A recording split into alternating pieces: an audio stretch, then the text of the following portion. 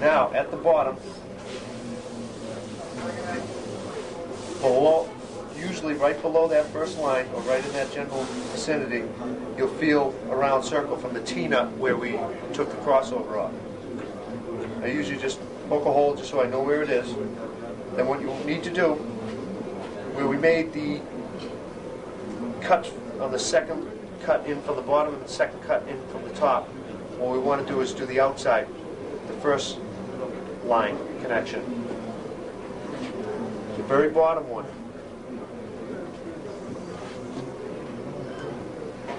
Just right at the tip of the cut, and I'll tilt it up again. Just cut it out as if extending that cut all the way out,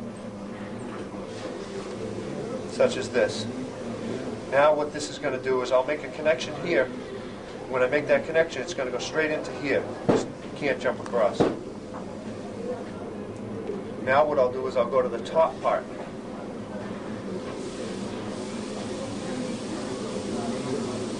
Right here, around midway up the ribbon, you'll feel another T-nut where the other connection was. What you want to do is with using the very top cut now, in the same fashion, you want to, I'll show this to you. You basically want to, almost as if you want to extend that cut down the side of the mid-range.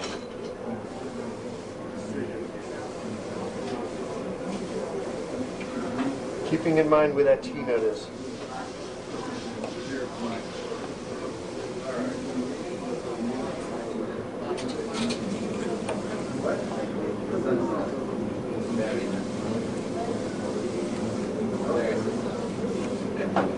Once I cut this, I'll show you where it went. Hello.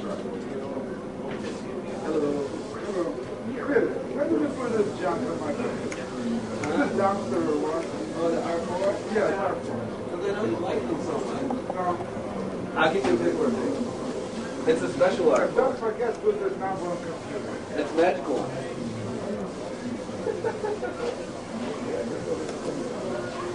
When you do this, what you want to do is make sure that you take up the double-sided tape. John Young, 3042, John 242. And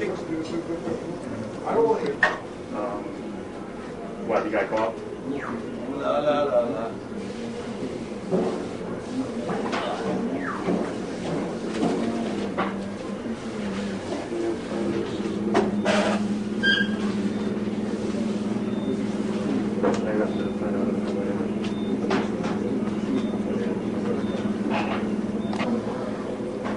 What my camera guy just did is he walked around and he showed you how it was cut. Again, what you want to do is leave enough room on either side for a decent amount of material. Also, in the same respect, you're coming down and you want to cut it to the bottom side of this T-nut. Okay? What I've tried to tell people, which the way the ribbon is connected, if you actually make the connections on one point, I'll show you on a quick picture what I've told people how it's actually being connected. Right on this piece of paper,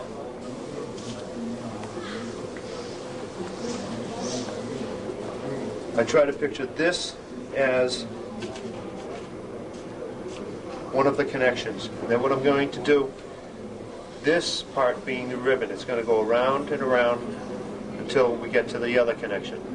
You're just making one connection, going all the way through the ribbon, and then coming out to the other connection. If that helps at all. Okay, what I want to do next is show you how to put the crossover on. We just want to, at this point in time, which would be a good idea, and actually before you even do the cuts, what I would strongly recommend is taking a piece of scrap corrugated or just something, very carefully lay it on top of the driver. You can lay it there to protect the woofer ribbon so no metal objects or anything fall in there or dings or dent, so you don't ding it or dent it. Also keep in mind, as you will know, everything underneath this is magnet, where you're using a steel T-wrench for your connections. If it slips and falls, it's going to suck right in where its magnetic field is. So, strongly recommend putting something right across this. What I'm going to do is turn the speaker back so I can just show you how to put the crossover back on.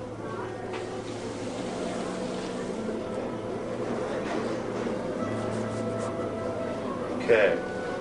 Basically, we want to, where we started before, just go in reverse of when we took it off. I hit stop by mistake. Turn the speaker on. I have my cover on it. Simply grab the crossover again. Just put it in its general position. Take the cup, very carefully lift up on the bottom. Pull it through.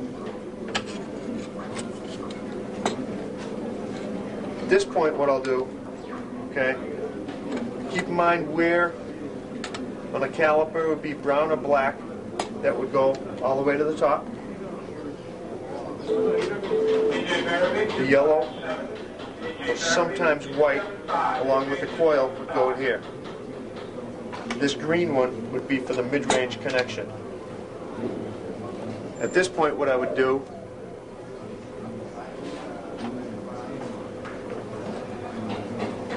everything's basically in position. Little silicone, little bead to hold it on there again. Press it out. Same thing with the crossover. You're just looking for enough to, basically vibration, but also, God forbid, if we have to do this again, you can get it off again. If you have a coil that popped off a little, just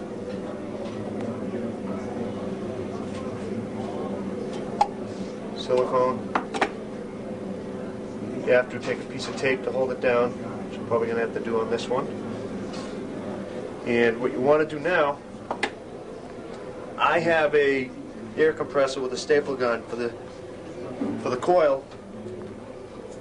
Just simply tack it in place, or if you want, you can just let it sit, dry. The staples are strictly to hold it in place so I can stand it up later.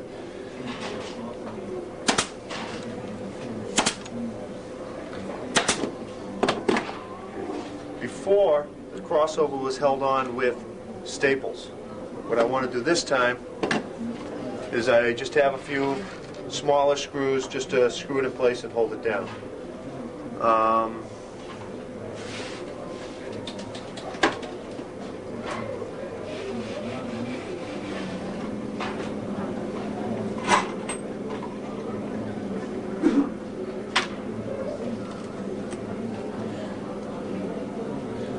Screw gun.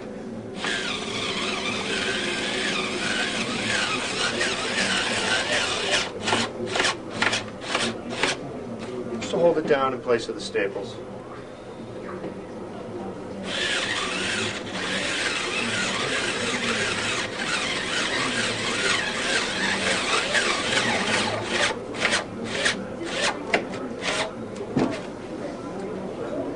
Probably put one more there.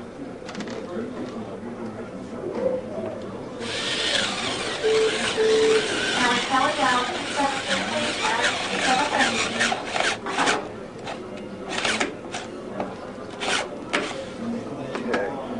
Along with this coil, I'll grab my tape. Just to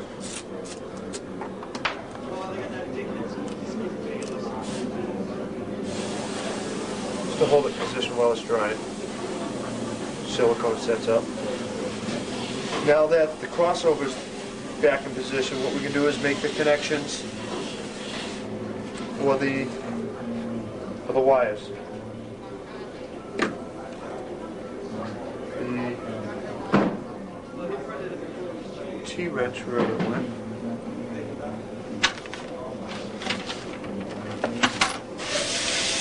Taking a washer, again, the brown one, the washer, the screw with the lock washer,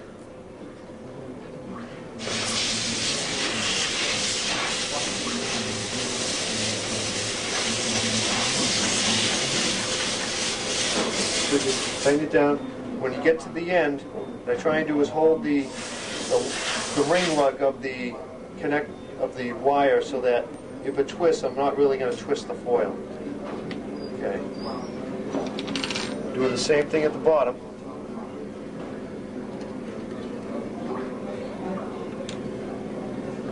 At this point here is where, you know, if you didn't have this, a lot of times you have wires floating around, it'll end up dinging and denting it. That's why I strongly recommend that. A lot of times these have popped off. This will act like a spring and pop it off. Connect the yellow.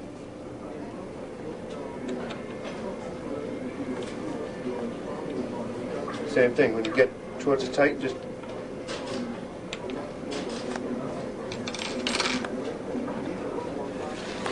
at this point, what you want to do while it's curing and drying, just take these extra wires, just wrap it around this coil to prevent anything from floating around.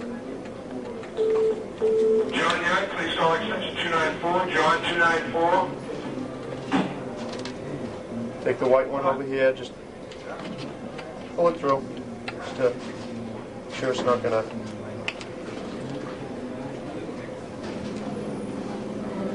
Basically, we are at where we started from. The new woofer ribbon's in, we put the crossover back on. Things to highlight throughout this procedure, I'll put it on tape and also put it in writing for you.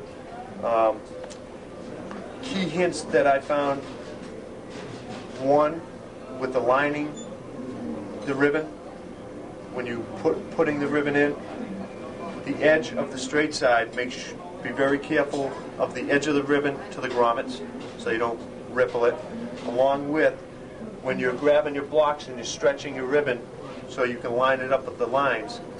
Also, try and pull it nice and evenly and slowly. Okay. Other thing, throwing the corrugated on top, making sure no wires fall inside, so nothing. Like I said, where this is all magnetic, that's where we've lost a lot of them. Anytime if you're doing this by hand, putting these screws down by hand, make sure you keep your hand between the ribbon so that you can't go in. For the most part, that be it. What I will do is also, anything else comes to mind, I'll write it down in that little helpful hints list.